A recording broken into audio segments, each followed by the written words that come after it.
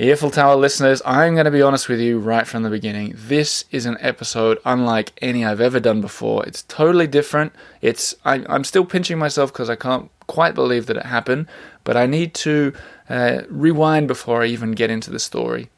Now, recently, I had a really weird dream. Who am I, by the way? Oliver G., the host of the Eiffel Tower podcast, usually talking to people in the present-day Paris. Yeah, that's a clue about what's to come. Anyway, I'm having a dream the other night, a lockdown dream, a strange sort of dream, thinking of characters from Paris's past, and randomly I found myself talking to Ernest Hemingway, a young Ernest Hemingway at that, and I kept trying to ask questions to him. I wanted to know all about Paris in the 1920s, and he kept saying, "If you want to talk to me, just call me." And I said, "Ernest, I can't just call you. I'm from the future." He said, "What's your name again, boy?" I said, "It's Oliver, Ernest, and I think I'm older than you." He said, "Listen, if you want to call me, call me. Here's the number. I'll be at the Ritz." And then he repeated a strange series of digits. Lots of the usual numbers, but strange like hashtags and stars thrown in there. And I just kept repeating it after him. And then I woke up in the morning, and the first thing I did is I grabbed a pen and paper and I wrote it down. And I looked at the number unlike any I'd seen before, and I thought, well, that's obviously a load of nonsense. I talked to my wife and she said, "Why don't you call it and see what happens?" And I said, "Lena, I can't call a random number like that. Nothing's going to happen." And she said, "Who knows what'll happen?" And I said, "Okay." And what you're about to hear is what happened when I dialed this unusual number. And strap in because this is a wild ride.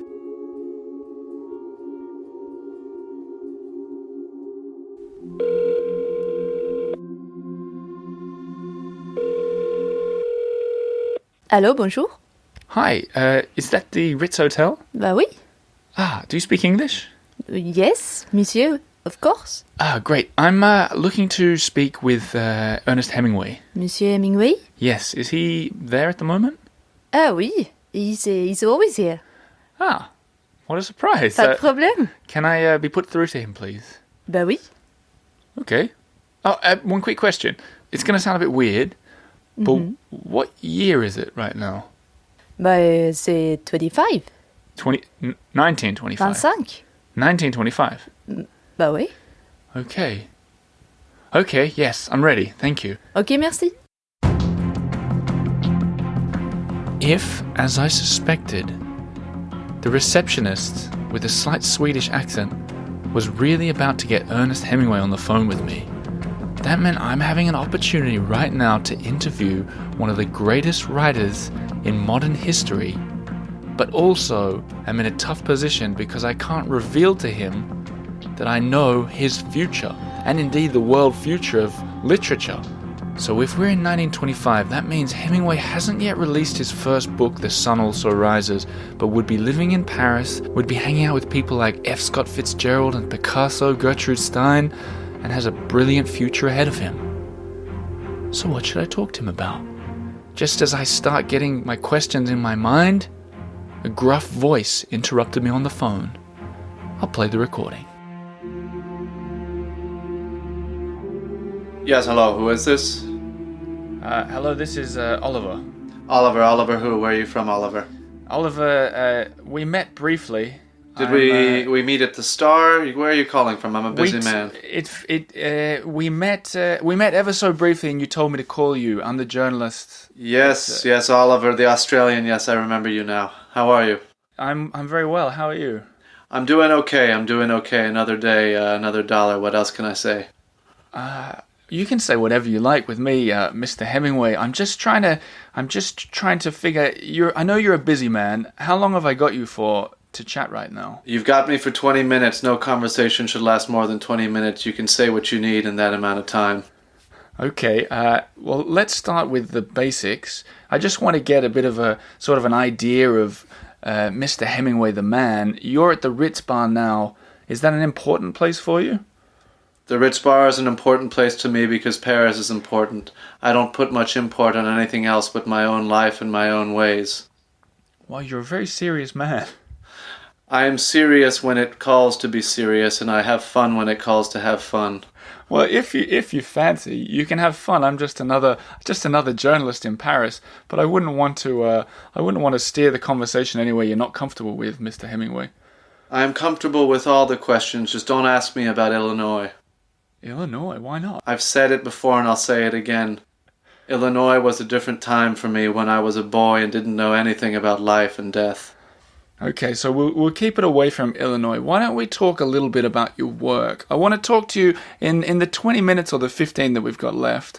I'd like to talk to you about your work, your upcoming work, and Paris in general. But maybe we could just start on Paris. Where are you living right now? Right now I am living near the cafes on Montparnasse, and I see Gertrude in the afternoons when we go to her salons. My home is on Notre-Dame-des-Champs, and I learned how to pronounce that word with a speech coach that I've been seeing for some time now. I've been interested in how good your French is. My French is as good as it has to be and far better than it needs to be. I've obviously only read some of your newspaper work at the moment. I haven't read the new book that you're working on. Your first book, I believe. My first book that will be a success, though I have had failures before and I will have them again. I feel you're quite a dry man by the sounds of your voice. Have you had a few drinks, or is this how you always talk, or?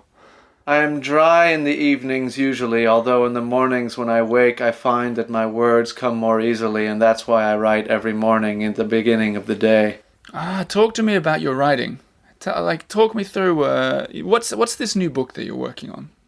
I spent time in Spain for many years, and then every time I go to Spain I feel alive, and I also feel a sad part of death approaching as I look at the bulls and the blood and the capes. And for the last 3 years I've been to Pamplona with my friends, and this book is a meditation on my time in Spain and on the fiesta. Okay, so we both know we're just two guys hanging around in 1925 here. But I've never been to Spain or Pamplona at all. What is it? I mean, what's your fascination? 3 times in a row. That's not normal, is it?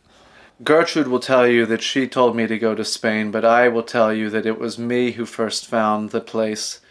There is something about the air and the dry land and the weeds and the grass that is brown except in the summer when the cows are eating.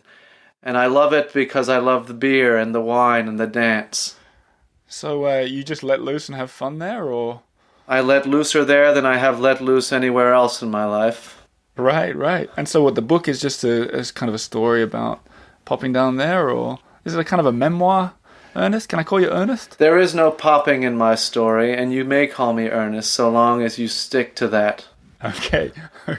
What about, so this book, have we got a publication date? Is it going to come out on an ebook or straight to a book?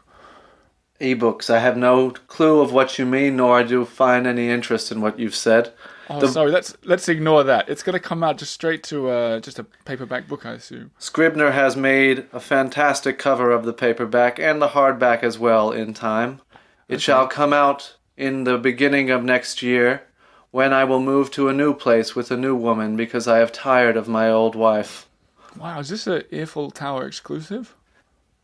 Hadley knows and the rest of the world knows because Hadley has a good heart and she hides from nothing.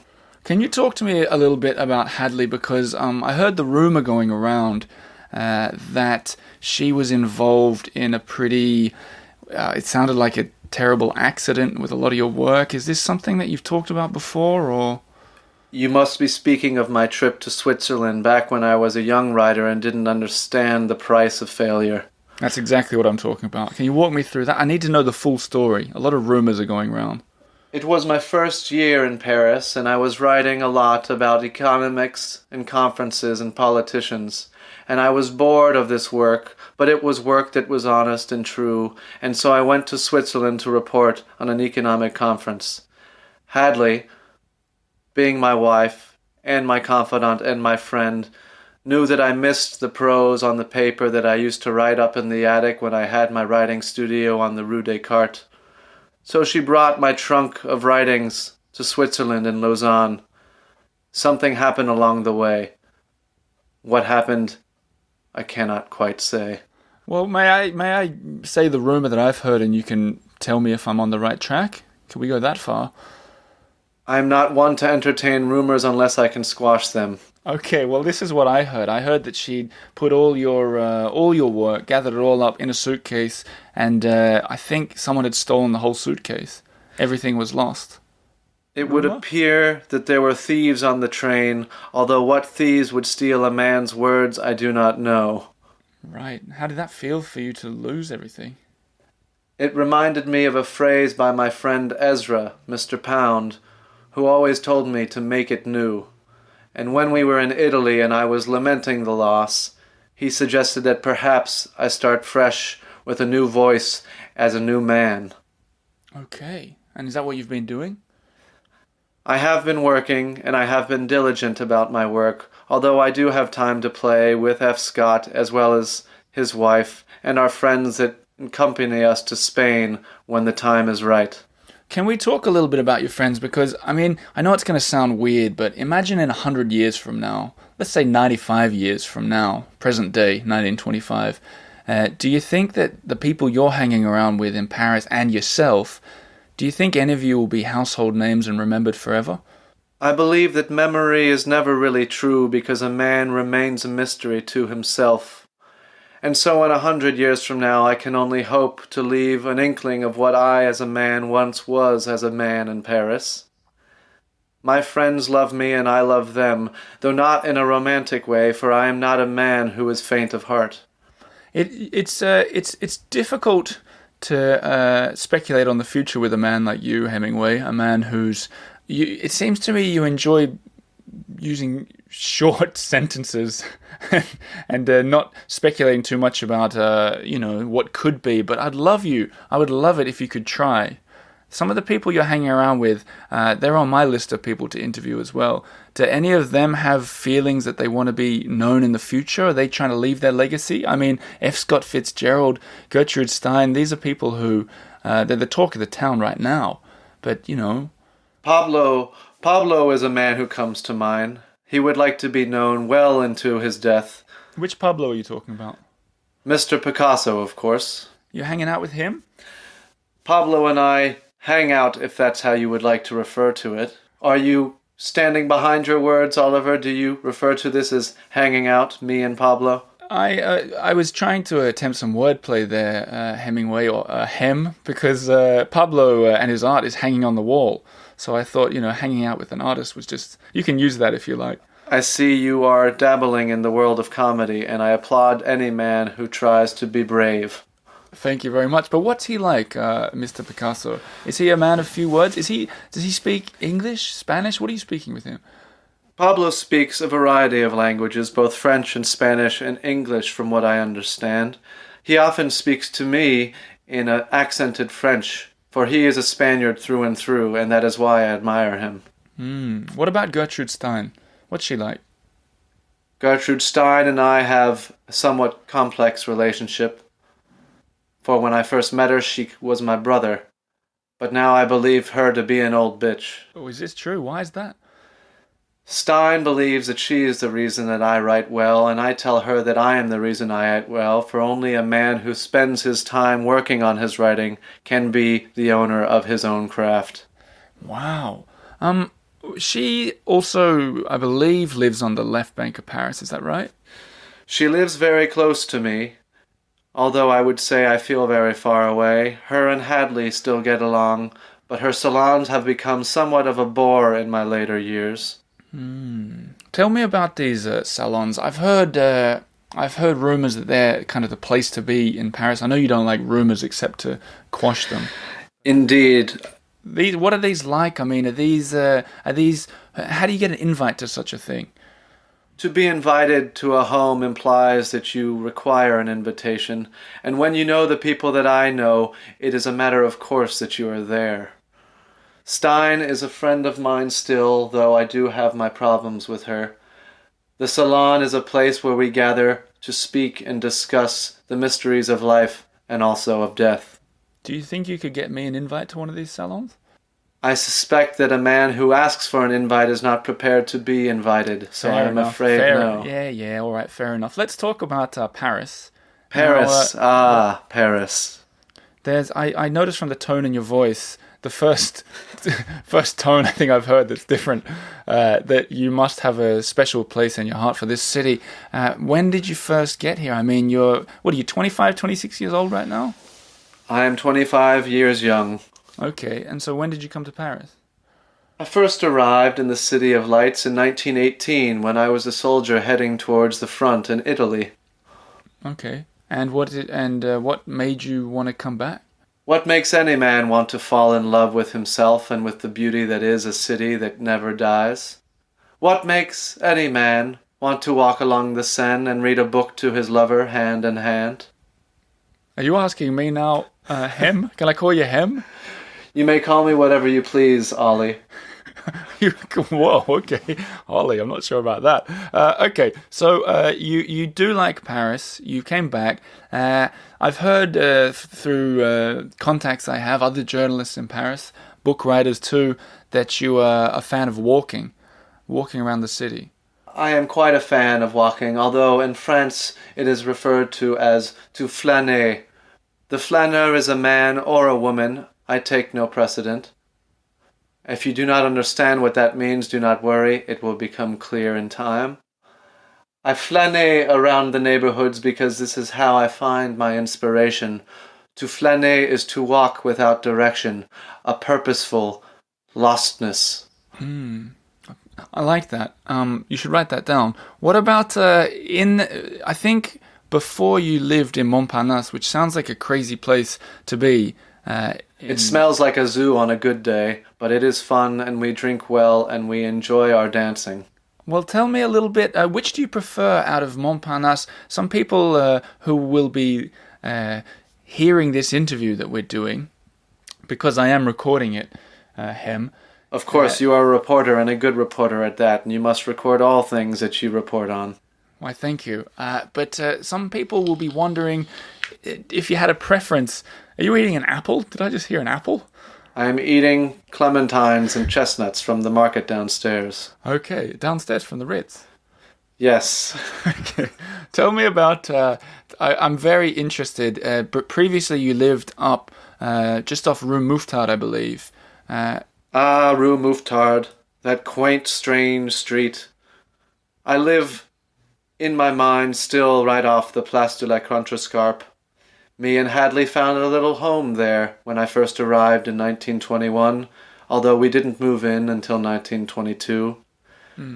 It was a small studio that did not have much light, but it did have warmth and love, and we were in love, and we were young, and that is why I am still there much of the time in my mind. Can I ask you, if I were to walk there today, I know you don't live there anymore, but I was standing out the front and for some reason was interested which floor you were living on. Can I see your window? I mean, just hypothetically. You may see my window if you look and your eyes are true, and it depends if you are a Frenchman or an Englishman for which floor you call it. I'm an Australian. I don't know much about men from islands, but I know that every man is an island unto himself. Okay, so what about if I'm an American? What floor are you on? I would believe you call it the 4th floor, although time does have a way of changing distances. Interesting. Okay, so you're somewhere up on the 3rd or 4th, or maybe 5th floor. Maybe you can't remember by the sound of it.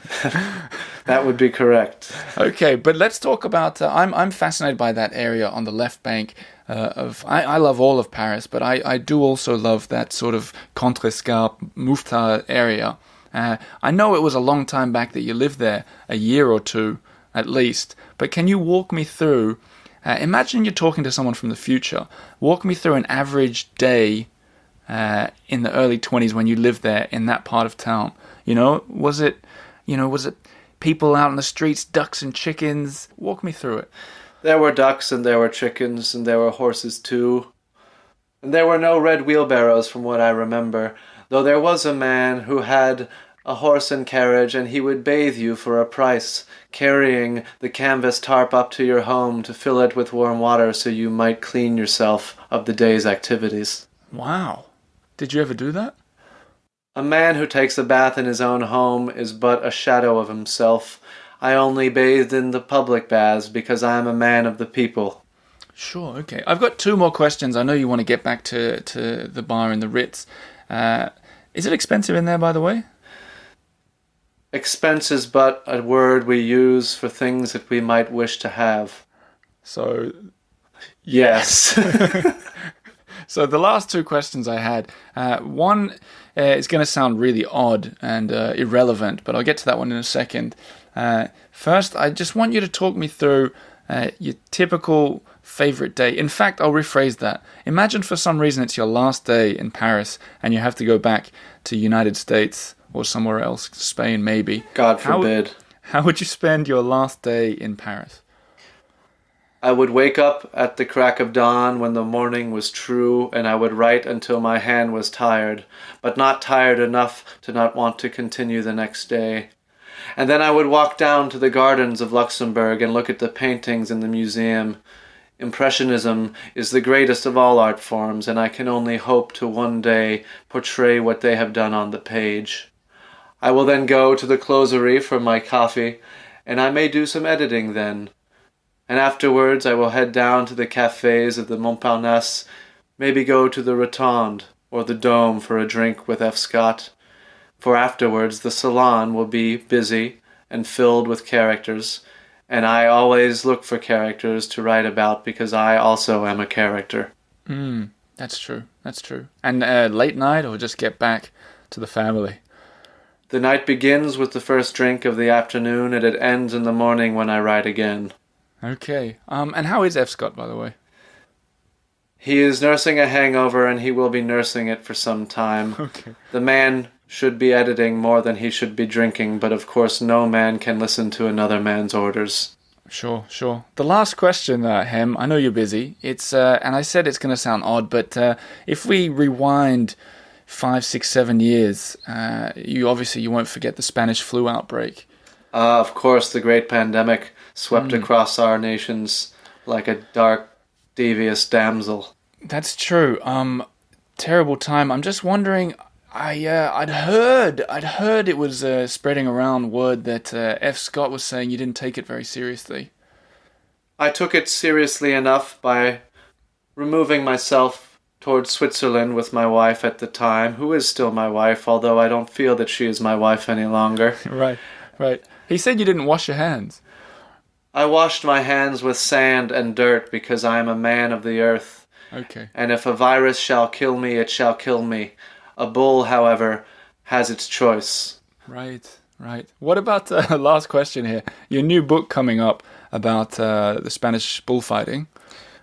It is about bullfighting, but it is about much more than that. It is about a man and a woman and the love that they once had for each other. Sure. I was just wondering if you had a title for it yet. I've been calling it Fiesta because my life is a party. As you can understand from my voice, I am very rarely not excited about the future. Sure. Fiesta, huh? Feels like it could be something that you could have a think on. Are you suggesting that you don't appreciate the name of my book, sir? I am open to suggestions, for every man must be. Sure, I wouldn't want to, change the course of your history here, but I feel like there's not enough hope. There's not enough suggestion of tomorrow in there. Tomorrow there will be another sun, and it will rise again. Perhaps I will find a title that is more fitting to you, Mr. Yes. Oliver G. Yes. Okay, good. Have a think on that one. I'm going to leave you to get back to the bar. This podcast will go out soon. Podcast. Are you speaking Polish? I do not understand. Sorry, Hem, I slipped. This interview will be published soon. I'll try and find a way to send it to you when it goes out. By telegram, send it to the Ritz down at Sally on the 4th Street. Okay, all right. Well, thanks, Hem. I'll leave you to it. Thanks for giving me your time, and good luck with the book and any other books in the future. Thank you, Mr. Oliver G. Continue to report and report well. You are a good man. Thank you very much. Goodbye. Goodbye. I know what you're thinking. You're probably thinking what I'm thinking here. What the heck is going on? Yep, I had the same feeling. So what did I do? As soon as I got off the phone with Hemingway, I called a good friend of mine, Samuel Lopez Barantes, who gives Hemingway tours around Paris. I called him up to see what he made of this dream and the ensuing conversation. Here's what happened when I dialed his number. Yes, hello? Oh, Sam, I'm so glad that you Ali. answered. How you doing? I'm doing all right. How are you doing? Your voice sounds familiar to me in ways I never thought it could be. Hey, well, we're all part of the same soup. Yeah, right. Anyway, I had this a weird thing that I want to run past you. I know you know Hemingway very well. I do, at least from his books and the research I've done. Yeah, well, it feels like it could be a prank or something, like an April Fool's prank. But I feel like I've just spoken to him. Have you got any tips on how I'd know that I was talking to the real deal, or whether he was just full of it? Well, you would have had to ask questions that only Hemingway would have known. I mean, I asked him, like, what? Perhaps if he had told you about being in Paris in 1918 before he moved here, that would be a telltale sign that not many people know about. Okay, well, you'd be surprised to hear, Samuel, that he did talk about that. Okay. He talked about Spanish flu. We got a little bit of A Day in Paris. Okay. Gertrude Stein, F. Scott Fitzgerald. What did he say he liked to do on his perfect day? That's an important piece of information. A lot of drinking and walking. A lot of drinking and walking. It sounds Yeah. like the Hemingway I know. Okay, good. I'm glad to hear that. On a totally different subject, when you do your Hemingway tours, Yep, Samuel Barantes, that's me. what do you usually do? Like, what do you show people? Well, I take them on a tour of Hemingway's life through Paris, a kind of a chronological walk through his 3 homes in the Latin Quarter. Wait, hang on. Where I'm fascinated on the 3 homes. Which are those? Yeah, so there's one up in Place Monge near Place de la Contrescape, which he first lived in with Hadley. Which floor did he live on? He lived on the 4th floor, I believe, if you're calling it an American floor. And then he would move down to the Luxembourg Gardens, right on the other side. He lived on Rue Notre-Dame-des-Champs, and that's where he started doing his real work at the Closerie de Lilas up at Montparnasse. Is that still existing, that bar? Or... That is still existing, and they actually have a metal placard on one of the seats that claims to have Hemingway's buttocks rubbed up against it. That's cool. I in a recent Eiffel Tower pub quiz, one of the questions was, where did Hemingway meet F. Scott Fitzgerald? Do you know the answer? He met him, from what I recall, at the Dingo. Correct. And the story of their meeting was actually quite funny, because Hemingway told Fitzgerald, if I'm not mistaken, "You have a delicate mouth and a face between handsome and pretty." Oh, wow. Fitzgerald was bowled over by that boldness and actually got so drunk he had to be taxied home out of embarrassment. Wow. So when you do these walking tours, you sort of go between the spots where he was cruising around and just point things out? Is that what? Exactly. We kind of go to every one of his homes, as well as the cafes that defined those homes, and we kind of walk in the very same footsteps that Hemingway did throughout the entire Latin Quarter, where he spent most of his years in Paris from 1921 until 1928, really. Cool. All right. Well, I know you're a busy man, Sam, so I'm going to let you go. But for people who, when everything, people might be listening to this in the future, but people who are listening to it now and thinking, I'm not coming to Paris anytime soon, but I want to in the future, how can they keep a track on you so they can book a tour in the future? That's a great question. Well, they can check out my Patreon page, which is patreon.com/slbfiction. I've been putting up a lot of my writings there, as well as some music that I play with a band here. You don't need to say a band. Everybody knows Slim and the Beast. You guys do the jingle for this show. I forgot who I was talking to. Of course, we played at your wedding, good sir. I didn't forget. But so they can follow you there on Patreon or Instagram as well, perhaps, or... Yes, Instagram, SLB Fiction. Twitter as well, SLB Fiction. It's a whole lot of fiction out there. Yeah, that's pretty apt for today's podcast episode about a chat with Hemingway. But there you go, guys. If you want to check out Sam, book a tour, keep in touch. Sam and I are friends. You could even send me an email if you forget, and we'll figure it out. But yeah, thanks for your brief 2-minute voice on this show, Sam. Thank you, Oliver. It's been a pleasure as always. And I'll talk to you soon. Hope everything is all right on your side. Yep, we're staying hunkered down and doing a lot of writing, as are you, so we'll get out of here one day. Okay, good. I'll see you on the other side, Sam. Thanks for today. Thank you, Oliver.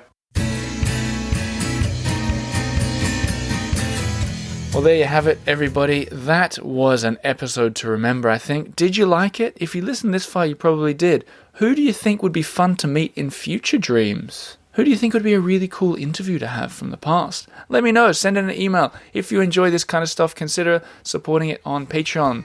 Patreon.com/TheEarfulTower. Otherwise, just subscribe to this podcast and there'll be plenty more where this came from. Have a lovely week. Au revoir.